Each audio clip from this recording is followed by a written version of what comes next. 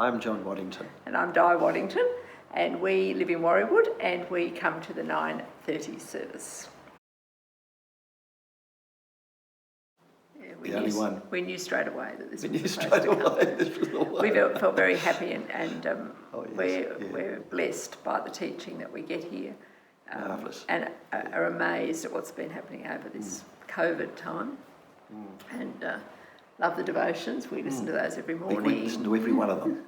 And the church services, and it's been really good. Mightn't be at 6 o'clock in the morning or something, but we don't visit. Yeah, we do it, and so we've really appreciated that. Yeah. We just find that it's a good, we get good solid teaching here.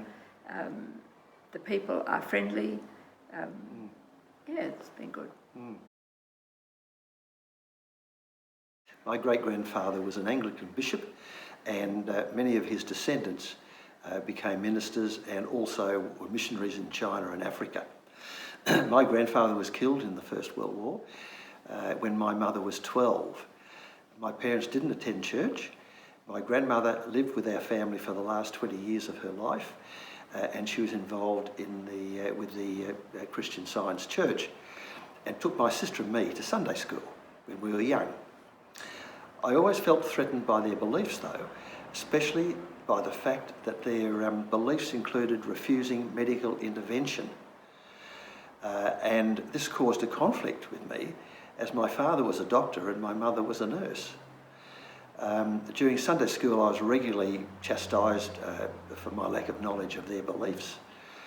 In primary school, I spent scripture in a cloakroom, which led to some bullying because I was not a member of a Catholic or Protestant church. I stopped attending church in my mid-teens. My first wife and I attended the local Anglican church with our 3 children, but it was rather haphazard. But I regularly listened to hymns on the ABC radio, and by Anne Ramsey, who was the announcer. And those hymns, I found them very encouraging in difficult crisis times.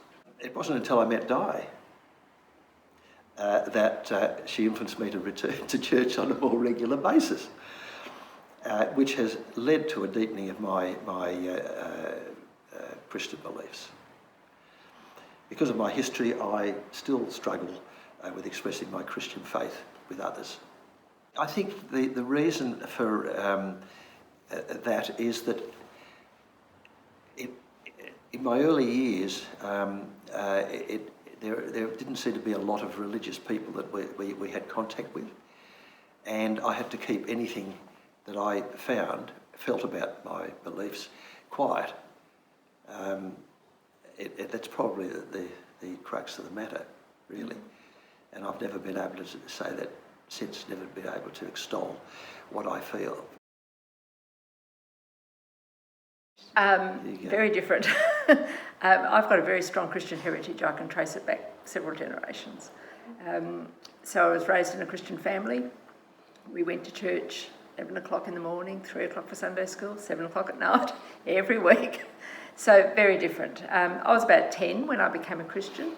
I was baptised when I was 16, and then became very involved in many areas of service, teaching Sunday school, girls' club, youth group, Christian kids camps. When I first started teaching in TAFE, I was sent to the country.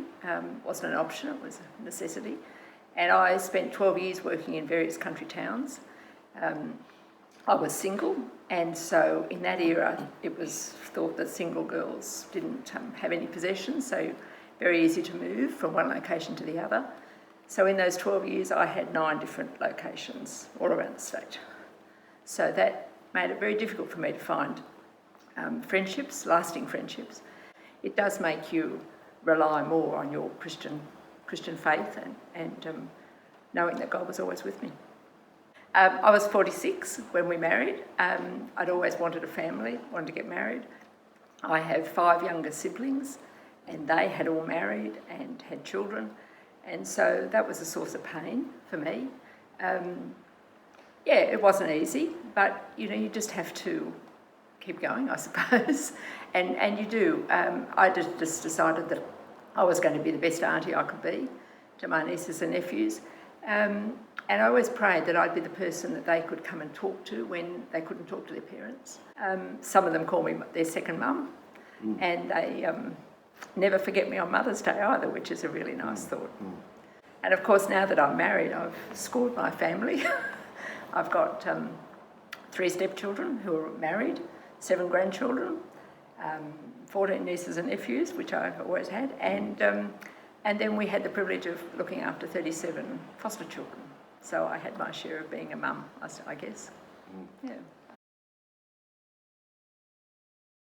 Frankly, it was fantastic. I wanted more children, actually, more than 3.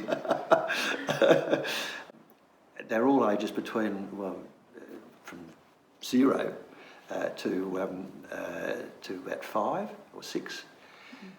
We have, even now, we've actually caught up with some of those children who are now in their late teens, which is fantastic, absolutely fantastic. Because we did what was called crisis care.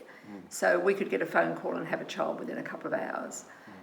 And we normally looked after them until the court decided what was to happen with them, whether they were to go back to their parents or... And yeah, you do become emotionally attached. And you become extremely emotionally attached when you bring a newborn home from hospital and you have them for 12 months, and then you've got to hand them over. Yeah, you worry about them, but you pray for them. Some kids came with a lot of baggage. Even 2-year-old kids could come and they're so damaged. It's really, really sad. I would read them bedtime stories. They'd come to church. They'd come to church here with us, come to Sunday school. Yeah, yes, yep. Yeah, had good chats with kids, sing songs with them and got to know all the Colin Buchanan songs. One of the grandchildren, we bring her to church and she loves going to creche. It's just knowing that he's always there and that he will never leave me. I mean, that's a huge issue, just to know that you're not alone and that he will always provide for me. And he always has. And as I look back, I think, I learned so much having to step out and be on my own. And that just, set me up for, I suppose, just being an individual and relying on God, not on my friends, not on people around me. I just say, isn't God good? He answers prayers in ways we never expect, with me wanting children and never thinking that I would have them, and yet look what he did. Just waiting on his timing, we're all going through this different time and we all have seasons of hardship and difficulties. But it's just, he knows, and, we can just leave it with him and we'll get through it. And we need to be watching out for other people and doing those sort of things, caring for others. Oh, golly. I suppose that we can continue... as long as we're able, we want to continue to serve as we can. All the children live around this area. And there are a number of, on both sides of our family, we've got people who aren't interested in Christian things. And so, it's just praying for our constant witness to them.